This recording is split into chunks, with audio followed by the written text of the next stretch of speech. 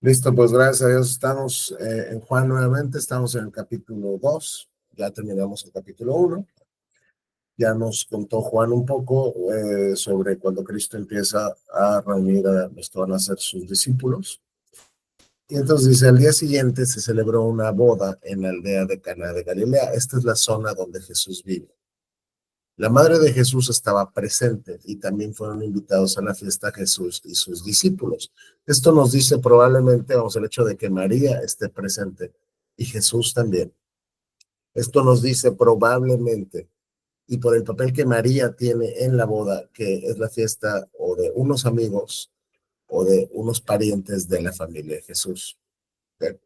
Entonces, está Jesús presente, están sus discípulos, ellos son invitados junto con Jesús por la asociación que tienen con Jesús, y María está presente. Y dice, durante la celebración se acabó el vino.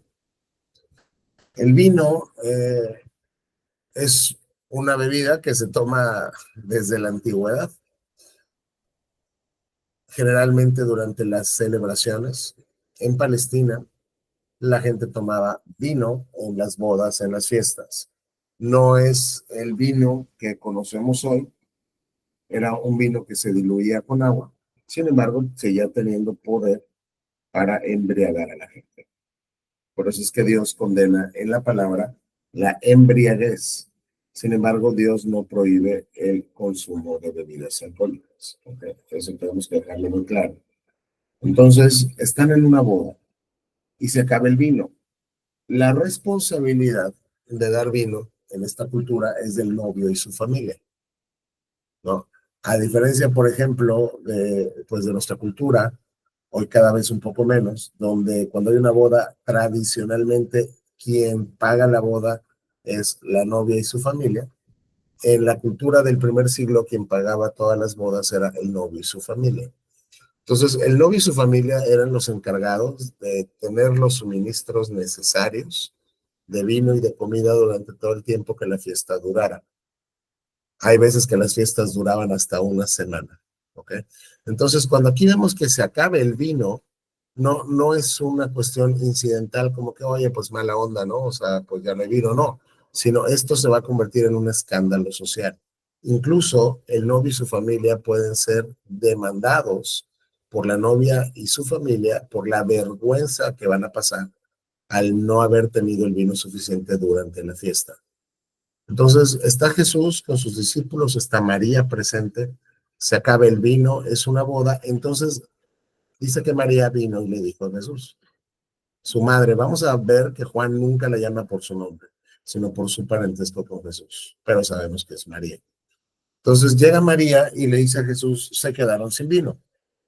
Esto nos permite ver que María tenía un papel activo en estar, pues ahí, digamos, ayudando a los novios en la boda. Entonces, por eso se intuye, desde luego no somos dogmáticos, pero se intuye que quienes están casando son o parientes o amigos de Jesús y su familia, porque María tiene un papel activo, ¿no? Está ahí, digamos, organizando cosas en la boda, está supervisando que todo esté bien en la boda, se acaba el vino y María viene con Jesús y le dice, se quedaron sin vino.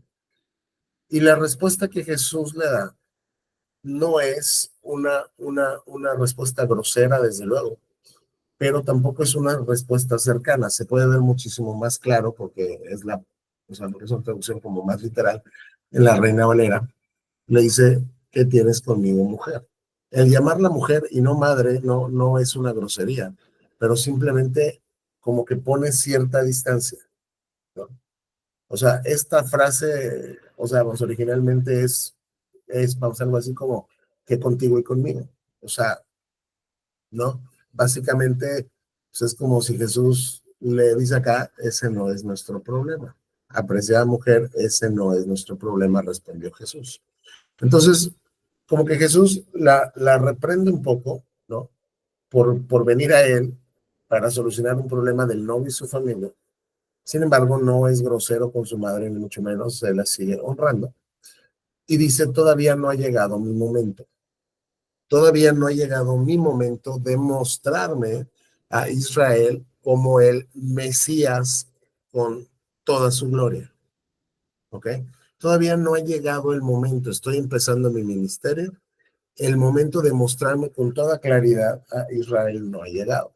Ahora, uno puede preguntar, ¿por qué entonces su mamá fue con Jesús? Ahora, recuerden que cuando María fue visitada por el ángel, o sea, pues ella sabe que Cristo viene de un nacimiento virginal. Eso es un milagro. Y María sabe lo que le dijo el ángel, ¿ok? Él salvará a su pueblo de sus pecados. Entonces, y todas las cosas que María escuchaba de Jesús, y lo leemos en Lucas, en los evangelios, dice que María las consideraba en su corazón. Por otro lado, hay partes de las escrituras donde nos da a entender que la familia de Jesús no creía en él. Pues de repente nos dice claramente sus hermanos no creían en él, lo vamos a ver en Juan 7. Pero en Marcos nos dice que su familia no creía en él, o sea que su familia cuando Jesús estaba predicando como que pues pensaban que estaba pues, loco, entonces iban y lo querían como que se fuera con ellos. Y dice su familia. Entonces ahí muy bien puede estar involucrada también su mamá, ¿no? Pero por otro lado, vemos que María sabe que Jesús es diferente, sabe lo que el ángel dijo de Jesús, y desde luego, pues al ver crecer pues, a su hijo, ¿no? Ha visto en su hijo absoluta perfección, cosa que ningún padre el día de hoy puede ver en sus hijos. Pero María sí lo ha visto, entonces algo intuye María y algo sabe María que va con Jesús para que Jesús resuelva este problema. Entonces, Cristo como que la reprende un poco, sin embargo, ella entiende que no le niega lo que le está pidiendo. Por eso en el versículo 5 dice, sin embargo, su madre les dijo a los sirvientes, hagan lo que él les diga. Otra vez nos muestra el papel más activo que María tenía en esta boda, porque no es como que tú eres un invitado, vamos a una boda, un invitado cualquiera y tú vas con los meseros y les das órdenes. Entonces, nos da a entender que María estaba participando activamente en la boda y les instruye a los sirvientes que hagan lo que Jesús dice. ¿Ok?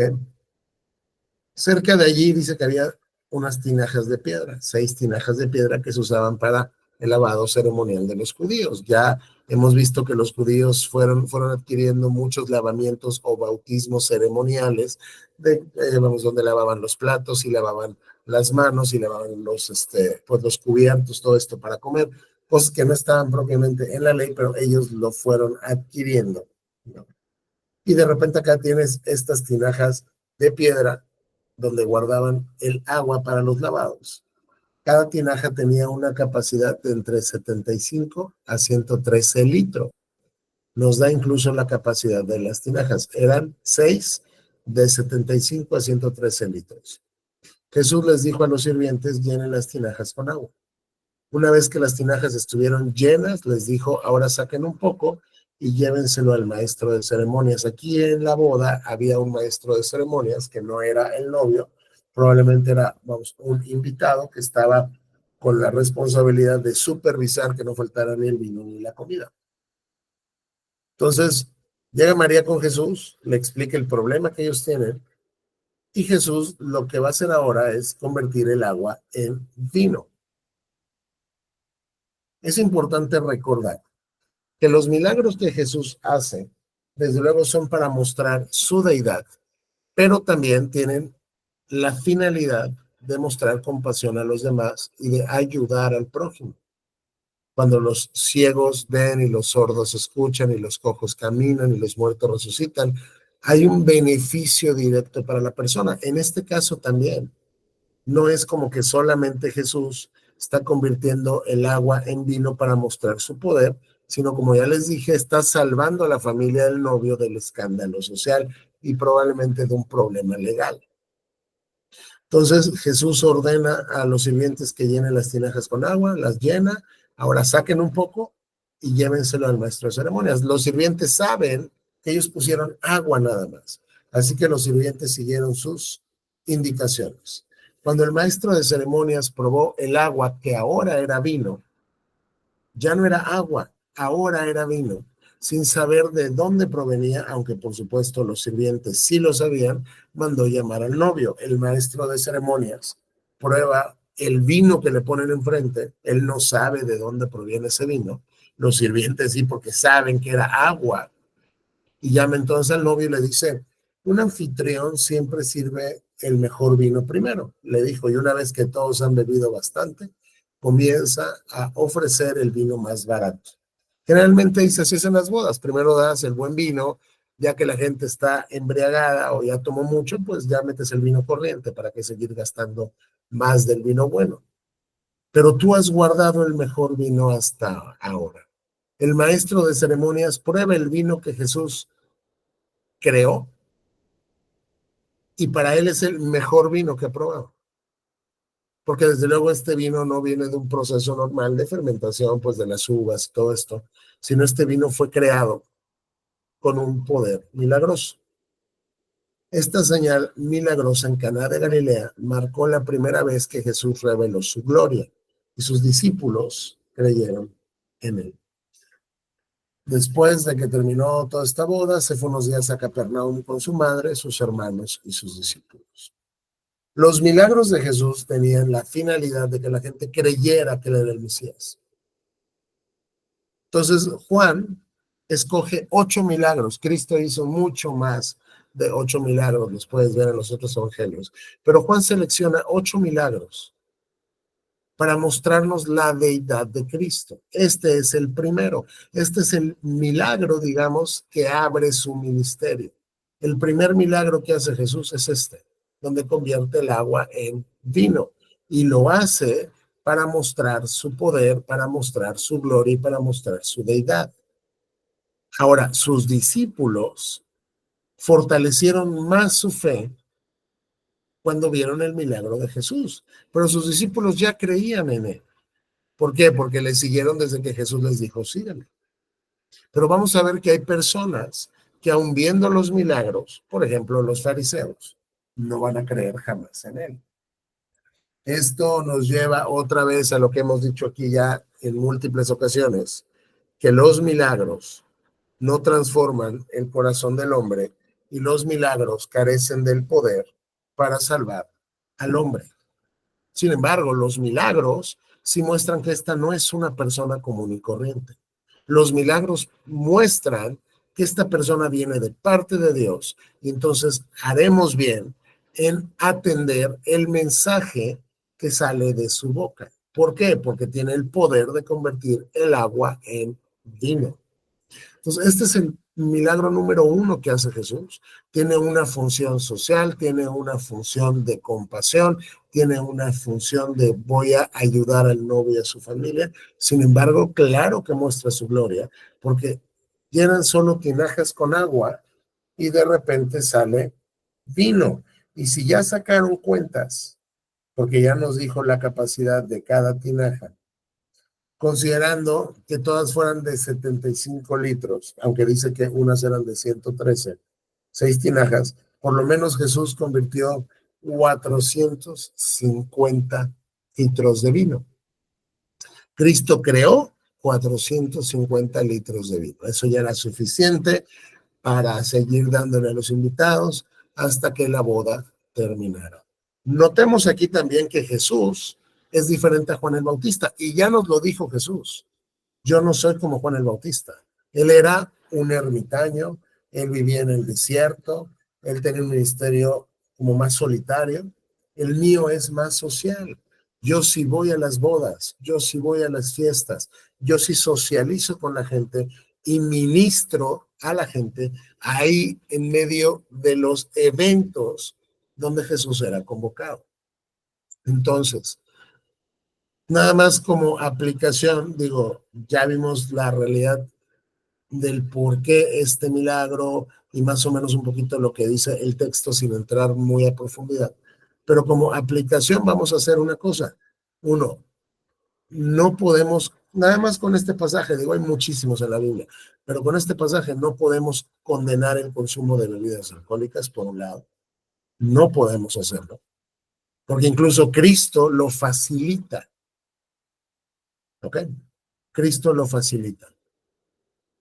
Y por otro lado, debemos entender que la presencia de Jesús, el Hijo de Dios, en una boda humana, lo que viene a hacer es como darle su sello de aprobación y santificar todavía más la institución del matrimonio creada en Génesis 1 y 2.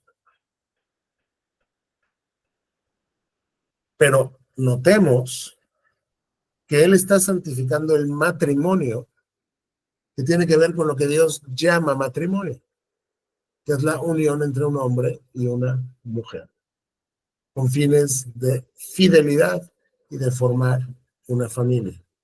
Entonces, quiero que noten y quiero que vean que Jesús no es un ermitaño que vive en una montaña. Él está con la gente, socializa con la gente, se mezcla con la gente, sin embargo, nunca participa de los pecados de la gente. Como cristianos, debemos ser iguales. Como cristianos no podemos como que salirnos de este mundo. Estamos en medio de un mundo impío y estamos en medio de una sociedad determinada donde Dios nos puso. Y ahí es donde tenemos que hacer nuestro ministerio. ¿Ok? Pero la realidad más importante aquí es la realidad de que este es el milagro número 1 de Cristo. Y entonces comienza Juan a mostrarnos por medio de este milagro que Cristo es el Hijo de Dios. ¿Tiene alguna pregunta o duda? No. No. Ok, entonces continuamos. Sé que se acercaba la fecha de la celebración de la Pascua judía. Ya recordamos que es la Pascua, ya la vimos en Éxodo. ¿Ok? Así que Jesús fue a Jerusalén.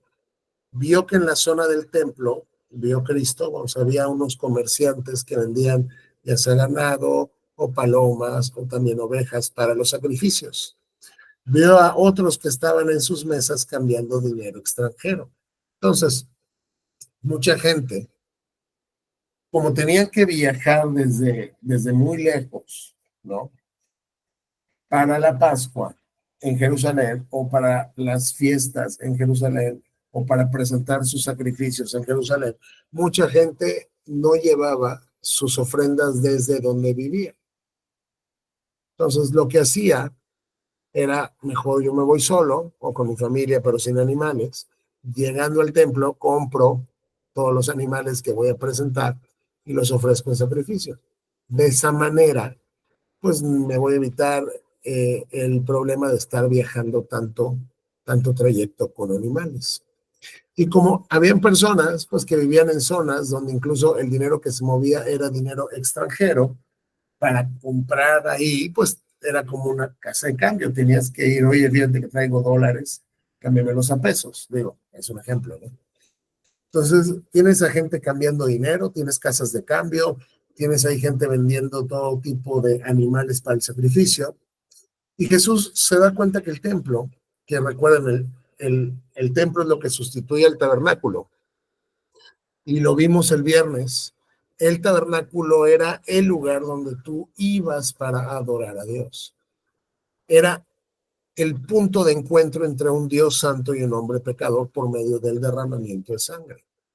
Entonces, cuando Jesús ve todo lo que está pasando con el templo, que se ha convertido en un mercado, que se ha desacrado, es decir, ese carácter sagrado se le ha quitado al templo, o por lo menos la gente ya no lo trata como algo santo, sino como un centro financiero y de negocios. Jesús dice que se hizo un látigo con unas cuerdas y expulsó a todos del templo. Entonces él toma unas cuerdas, hace un látigo y los echa a todos.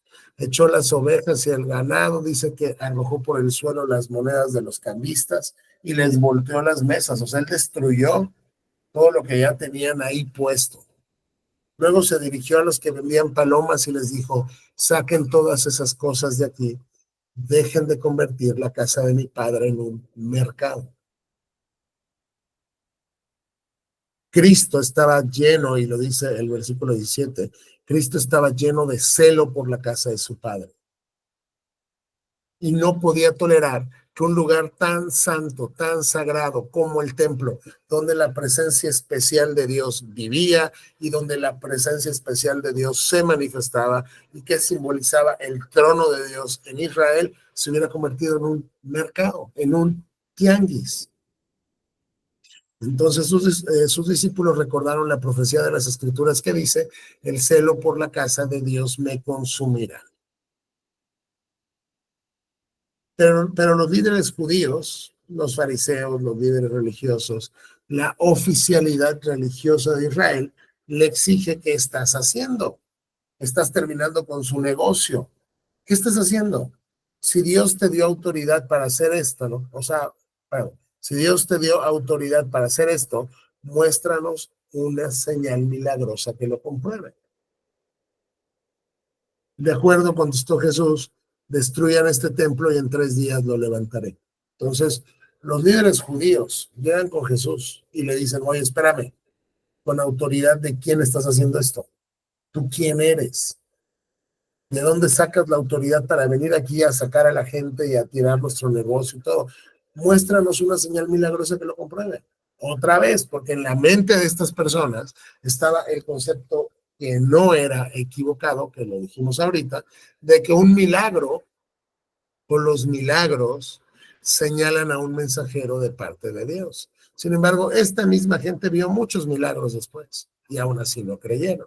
Pero era, a ver, muéstranos un milagro. Los milagros tenían el propósito de señalar a una persona, entonces de ratificar su autoridad o de ratificar su mensaje. Los milagros no funcionan nada más como que Dios no tiene nada que hacer y quiere mostrarte algo espléndido. Por eso es que hoy Dios no tiene personas como las tuvo en estos tiempos que hagan milagros porque ya no se necesitan, porque ya Dios no necesita como señalar a tal persona en particular para que escuche su palabra o para que escuche su mensaje, porque la Biblia ya se acabó de escribir y el canon está cerrado, es decir, todo lo que Dios quiso dar como revelación se acabó, no hay más revelación, no hay nueva revelación, Dios no tiene nada nuevo que enseñarte. Por eso es que Dios ya no tiene gente que hace milagros como de manera profesional, porque ya no es necesario que se les, o sea, como que identifique o que se les ratifique en su autoridad por esta señal que lo comprueba. Y Cristo dijo, está bien, destruyan este templo y en 3 días lo voy a levantar. ¿Qué dices? Exclamaron, tardaron 46 años en construir este templo y tú puedes reconstruirlo en 3 días. Pero cuando Jesús dijo este templo, se refería a su propio cuerpo. Dice, ¿quieres una señal milagrosa? Destruye este templo y lo voy a levantar en 3 días. Ellos pensaron que se refería físicamente al edificio y le dicen, oye, tardaron casi 50 años en construirlo, lo vas a reconstruir tú en 3 días. Pero Jesús no se refería al templo físico, sino a su cuerpo. Es decir, Jesús está haciendo una identidad entre el templo de los judíos y él. Dijo Jesús, este templo se refería a su propio cuerpo. Después que resucitó de los muertos, sus discípulos recordaron que había dicho esto y creyeron en las escrituras y también en lo que Jesús había dicho. Ahora, otra vez, encontramos que los discípulos, después de que Jesús resucita, recuerdan esto y dicen, ok, sí es cierto. Y entonces creyeron en las escrituras y también en lo que Jesús había dicho, pero los discípulos ya le habían creído, por eso eran sus discípulos. Y es lo mismo que nos dicen por acá, que cuando vieron el milagro los discípulos creyeron en él, pero los discípulos ya le habían creído. ¿Por qué? Porque por eso le seguían. Lo que esto significa es cada vez más, la fe de los discípulos, la confianza de los discípulos era mucho más fuerte. ¿Ok? Entonces Jesús les dice, les voy a declarar la gran autoridad que yo tengo para hacer lo que estoy haciendo, pero para eso se van a tener que esperar un rato, porque tiene que ver con mi resurrección. Entonces Jesús está comenzando su ministerio, Jesús está irrumpiendo ante los religiosos judíos y está haciendo cosas que les desafían, que les molestan, que ellos no entienden, y sobre todo cosas que para ellos tendría que tener autoridad divina para estar haciendo. Jesús mostró esa autoridad por medio de los milagros, pero ellos, aun viendo los milagros, no creyeron. Pero es por eso que Juan escoge, como les dije, 8 milagros para mostrarnos por medio de esos 8 milagros que Cristo es verdaderamente hombre, pero también es verdaderamente Dios. ¿Ok? Entonces aquí Cristo limpia el templo de lo que él considera, y con justa razón, es ahora un mercado. Han robado la gloria o están intentando robar la gloria de este lugar. Porque este lugar es un centro de adoración, no es un centro de hacer negocios. Por implicación y por aplicación, o sea, no es como que directo, sino es implicado y aplicado.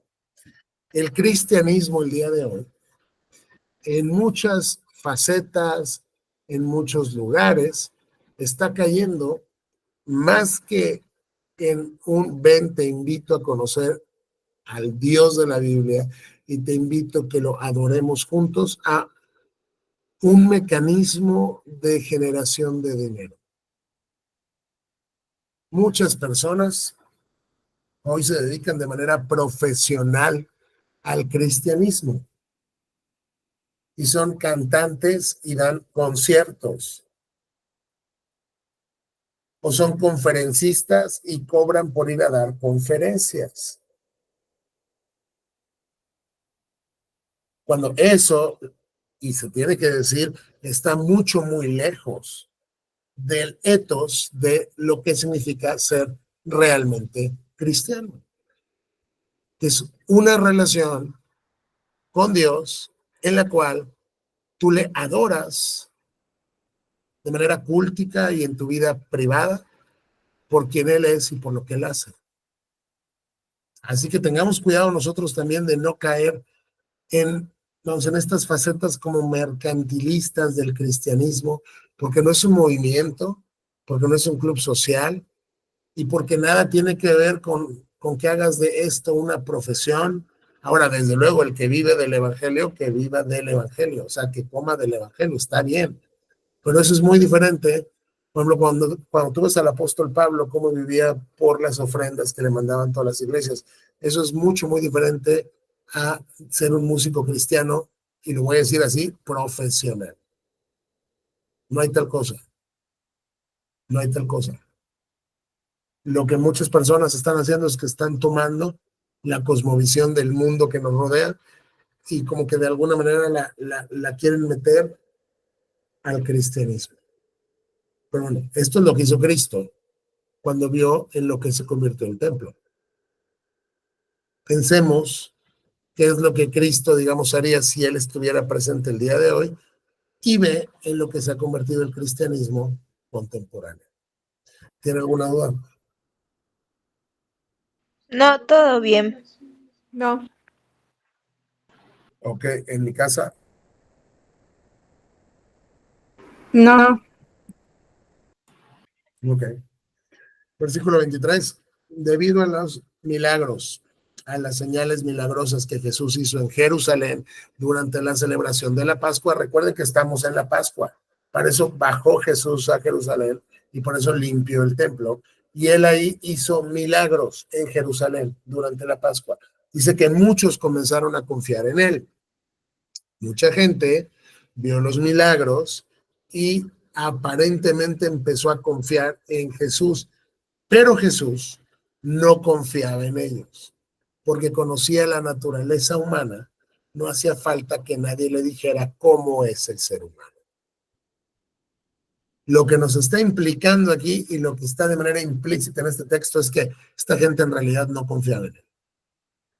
Ellos veían a alguien que, fíjate, está haciendo un milagro, ¿no? Pues sí, vamos a confiar en él. Él sabía que su fe no era genuina. Él conoce al ser humano. Él sabe cuál es la naturaleza del ser humano.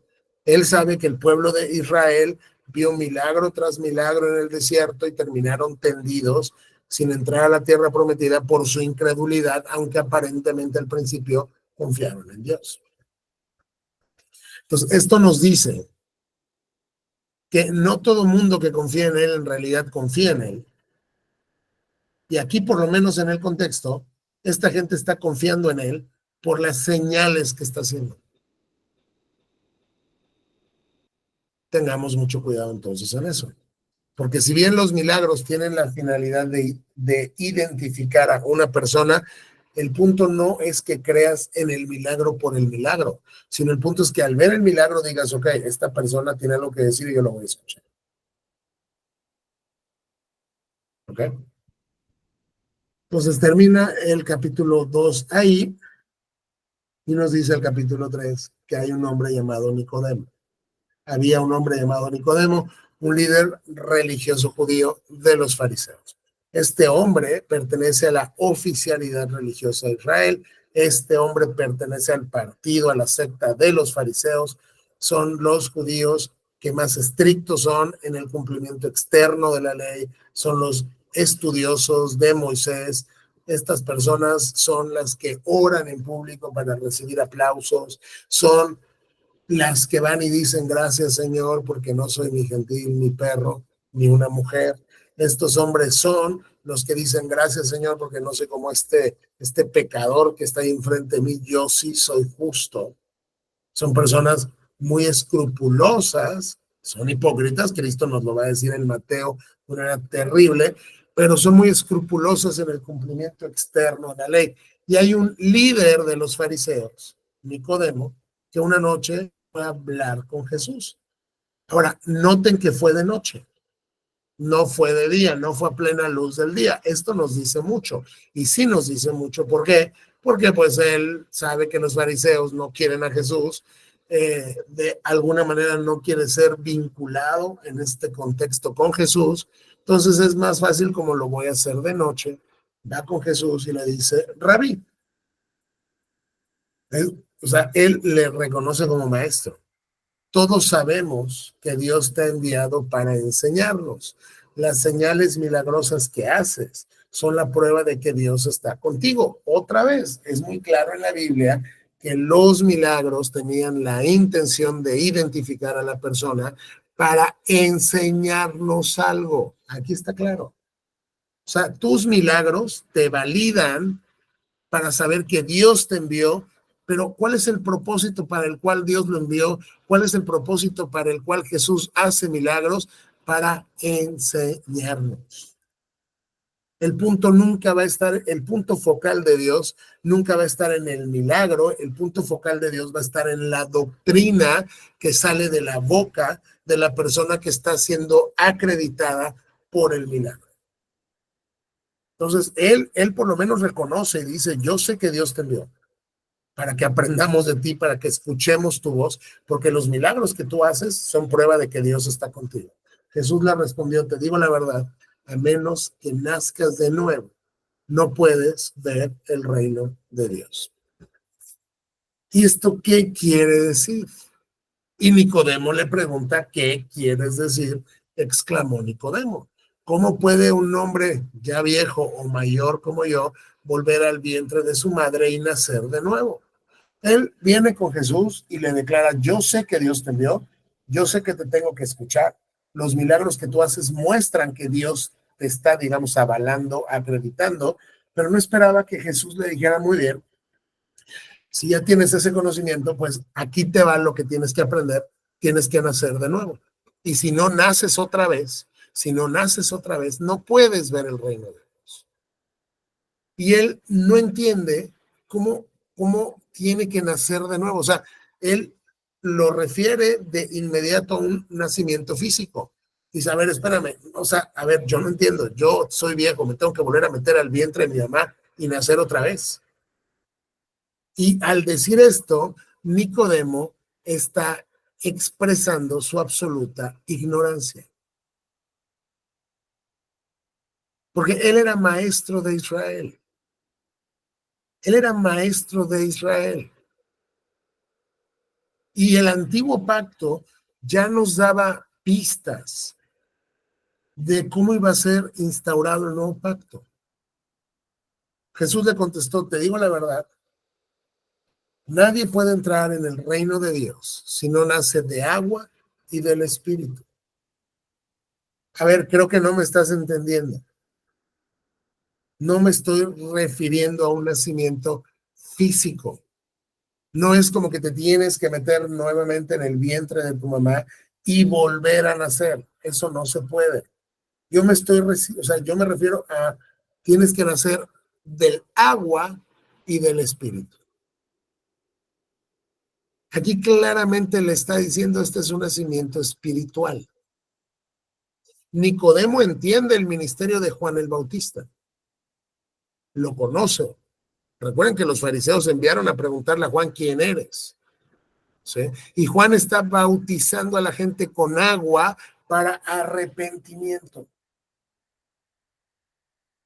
Y el arrepentimiento es un reconocer que he vivido violando la ley de Dios, es un morir a mi vieja naturaleza y un seguir a Cristo hoy.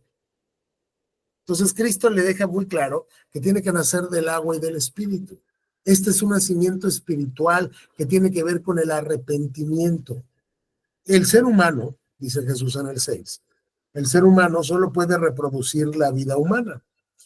Tú como ser humano, si tienes un hijo, pues vas a tener otro hijo que es un humano como tú. Pero la vida espiritual nace del Espíritu Santo. Hay dos nacimientos, Nicodemo. El nacimiento físico que vino por tu mamá y tú en su vientre, y el nacimiento espiritual, y en ese nacimiento tú no tienes nada que ver. Ese nacimiento lo produce el Espíritu Santo, que es el Espíritu de Dios. Así que no te sorprendas cuando digo tienen que nacer de nuevo. O sea, no te sorprendas cuando me estoy refiriendo a que hay un nacimiento que el Espíritu Santo soberanamente le da a alguien donde tú no tienes nada que ver. No te sorprendas de entender y de saber que hay un nacimiento espiritual. Y dice Cristo en el 8, el viento sopla hacia donde quiere. El viento sopla hacia donde quiere. De la misma manera que oyes el viento, pero no sabes ni de dónde viene ni a dónde va, tampoco puedes explicar cómo las personas nacen del Espíritu. Dice, ¿sabes qué, Nicodemo? Mira el viento. Uno, tú no lo puedes ver. O sea, el viento es invisible. El viento no es como que algo así que tú ves con tus ojos. Sientes los efectos del viento. Y más, por ejemplo, vamos acá que vivimos en la península de Yucatán, pues hay vientos fuertes generalmente y sientes el efecto del viento, pero no es como que estás viendo al viento venir. Pero el viento solo sopla y tú sientes el efecto. Tú no sabes de dónde viene, ni a dónde va, de dónde surge, o sea, cuál es su destino. No lo ves, solo sientes su efecto.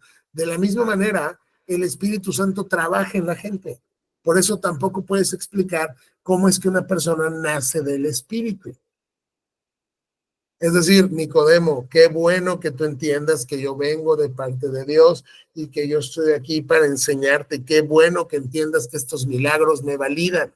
Pero la clave aquí es, si tú no naces de nuevo, no puedes ver el reino de Dios. Y no me estoy refiriendo, Nicodemo, a un nacimiento físico. Me estoy refiriendo a un nacimiento espiritual. Así como un bebé viene al mundo por primera vez, digamos, cuando nace físicamente de su mamá, una persona nace cuando el Espíritu Santo la hace nacer por primera vez a la vida espiritual. Y ese nacimiento que da el Espíritu Santo depende del Espíritu Santo, que como el viento sopla hacia donde quiere. Así que no podemos explicar cómo las personas nacen del Espíritu, porque es algo que no depende del hombre. Pregunta Nicodemo, ¿cómo es posible todo esto? Preguntó Nicodemo. Jesús le contestó, tú eres un respetado maestro judío y aún no entiendes estas cosas. Tú perteneces a la secta más sabia, digamos, en el Antiguo Testamento. Tú enseñas la ley y tú eres respetado, tienes prestigio. O sea, tú eres un académico judío, tú eres un académico fariseo y aún no entiendes. Te aseguro que les contamos lo que sabemos y hemos visto y ustedes todavía se niegan se niegan a creer en nuestro testimonio. Yo lo que yo lo que te digo, Nicodemo, y lo que te explico es lo que sé y veo. O sea, mi testimonio es veraz, mi testimonio es fiel, lo que yo te digo me consta, pero aún así ustedes todavía se niegan a creer. Y entonces lo que están haciendo con mi testimonio es diciendo tu testimonio no vale, tu testimonio carece de valor. Lo que tú dices no es digno de confianza. O sea, Cristo dice, yo sé de lo que estoy hablando.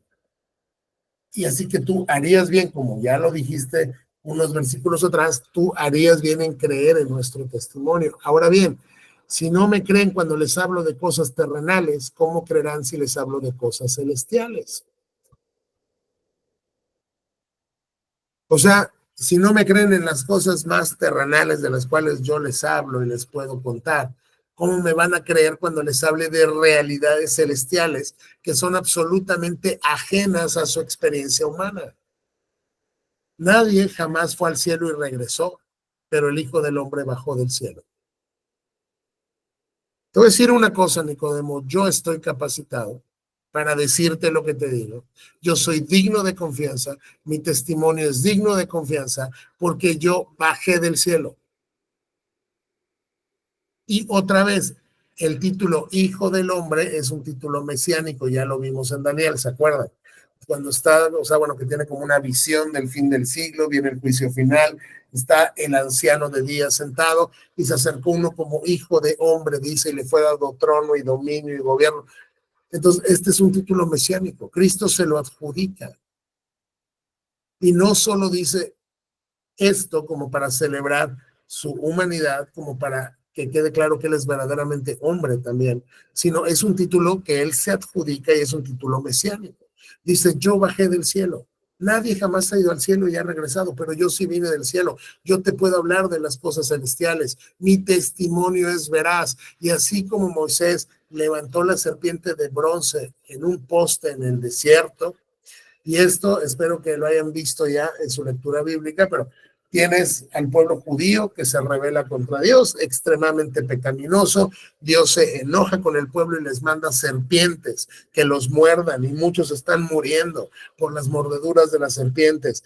Y entonces Moisés clama, Señor, por favor, ten misericordia. Y Dios dice, hazte una serpiente de bronce, ¿ok?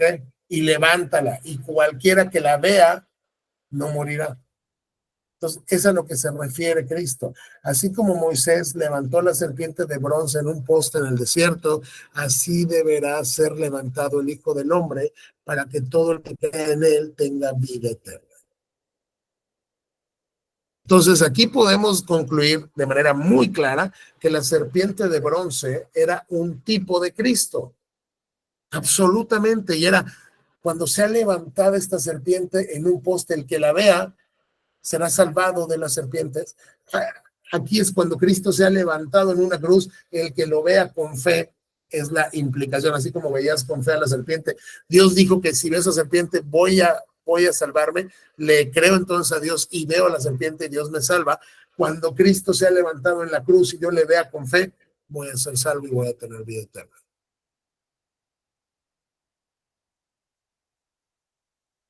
¿Ok? Esta frase es muy importante, y así como Moisés levantó la serpiente de bronce en un poste en el desierto, así deberá ser levantado el Hijo del Hombre para que todo el que crea en él tenga vida eterna. Cristo de manera muy clara nos está diciendo que la vida eterna, el salvarnos de la muerte en el infierno, el salvarnos de la muerte eterna, solo se logra cuando tú crees en él. No cuando tú intentas ganarte tu salvación por medio de tus buenas obras, que ya te dije tienes ninguna. Y aún tus mejores obras, Dios las ve como trapos de mujer menstruante. Así como tú ves una toalla femenina, tan desagradable que es cuando tiene ahí, bueno, toda la menstruación. Dios así ve con el mismo desagrado tus supuestas buenas obras. Por eso es que solo tienes vida eterna cuando crees en su Hijo. Y aquí entramos al versículo 16. que es el versículo más conocido en el mundo, estadísticamente. El versículo de la Biblia que más se conoce en el mundo es Juan 3:16. Todo el mundo lo conoce, todo el mundo lo cita, todo el mundo lo pone en sus playeras, lo pone en sus gorras, lo pone aquí, lo pone allá, porque es hermoso. Dice, pues Dios amó tanto al mundo. ¿Sabes qué, Nicodemo? Te voy a mostrar qué tan grande es el amor de Dios por el mundo. Y aquí mundo, cosmos, no se refiere a absolutamente cada persona que ha pisado este planeta, sino aquí te está hablando de judíos y gentiles. O sea, todo el mundo, o sea, todos los pueblos, todas las naciones. Dios amó tanto al mundo que Dios dio a su unigénito hijo. Aquí está mal traducido. La Reina me parece que lo tiene bien. Porque de tal manera amó Dios al mundo que ha dado a su hijo unigénito, perdón. Esta palabra unigénito no es la misma que único. Esta palabra unigénito es una persona única en el mismo género que otra, o sea, en la misma especie que otra. Es decir, comparte la misma esencia. Dios no tiene muchos hijos unigénitos. Dios tiene un hijo unigénito, monogenes. Un solo hijo que comparte su esencia. Porque tú también eres hijo de Dios y yo soy hijo de Dios, pero no somos hijos de Dios en el sentido en que Cristo es hijo de Dios. Cristo es el hijo unigénito de Dios, no su hijo único. ¿Okay? Entonces, esta es la traducción correcta. Acá dice, pues Dios amó tanto al mundo que dio a su hijo, y le voy a decir unigénito, que es como él, para que todo el que crea en él no se pierda. ¿Cuál es la condición para no perderte? Creer en él, sino que tenga vida eterna. La salvación, otra vez, de manera muy clara, Cristo lo dice sin ambajes, la salvación es por fe.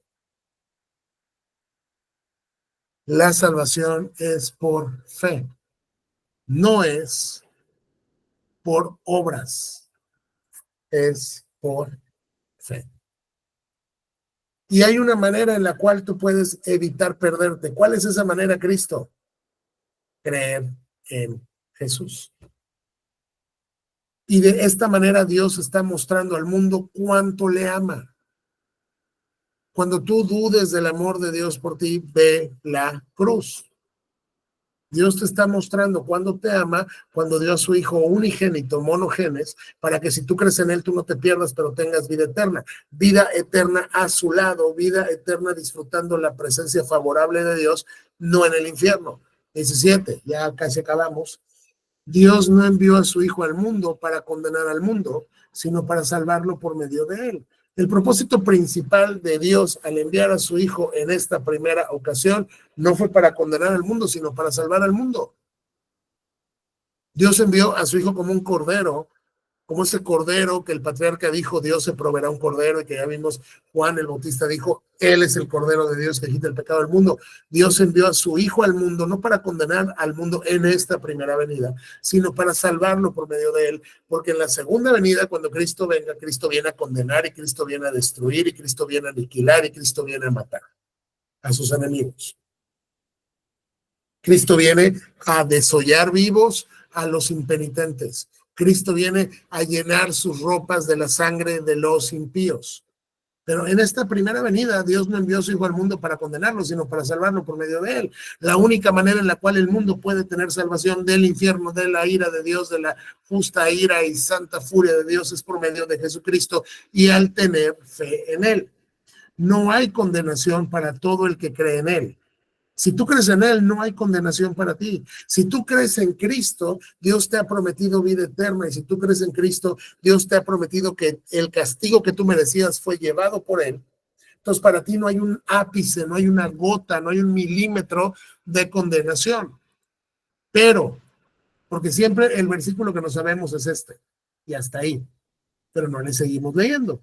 Ciertamente no hay condenación para el que cree en él, pero todo el que no cree en él ya ha sido condenado por no haber creído en el unigénito Hijo de Dios. No hay condenación si tú crees en él, pero si tú no crees en él, si tú le rechazas, si tú eres como los fariseos, la condenación ya está sobre tu vida.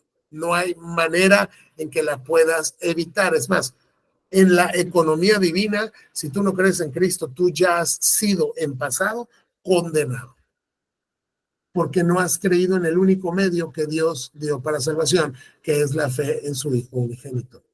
Esta condenación se basa en el siguiente hecho: la luz de Dios llegó al mundo, pero la gente amó más la oscuridad que la luz, porque sus acciones eran malvadas.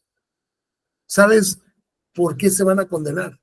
Porque Cristo es la luz de Dios, es el reflejo de Dios, y Él mandó a su luz al mundo, pero esa luz descubre tu pecado y la gente amó más la oscuridad que la luz, porque amó más su pecado y sus acciones eran malas.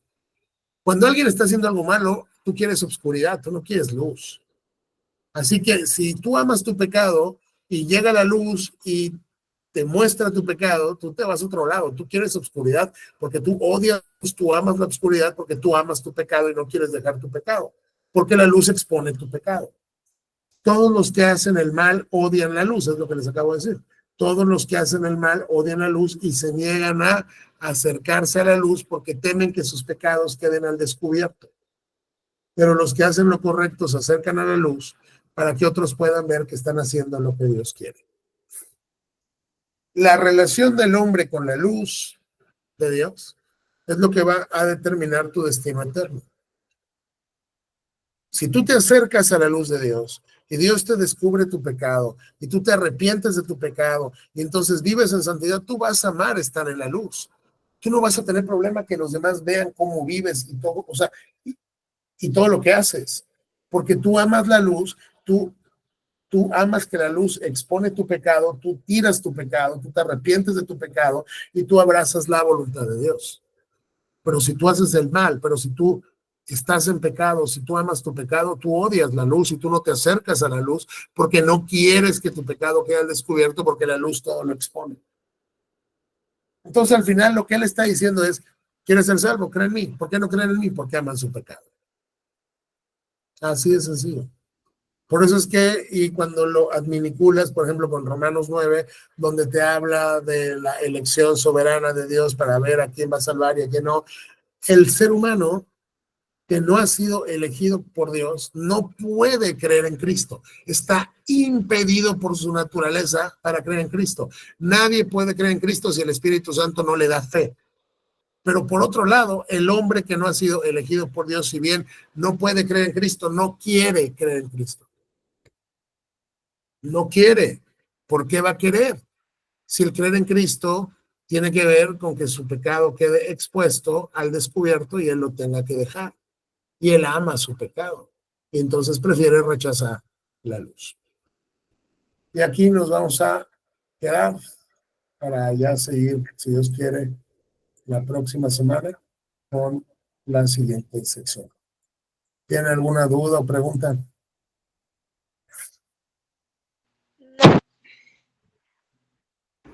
No. No, Aquí todo en mi bien. casa, ¿todos bien?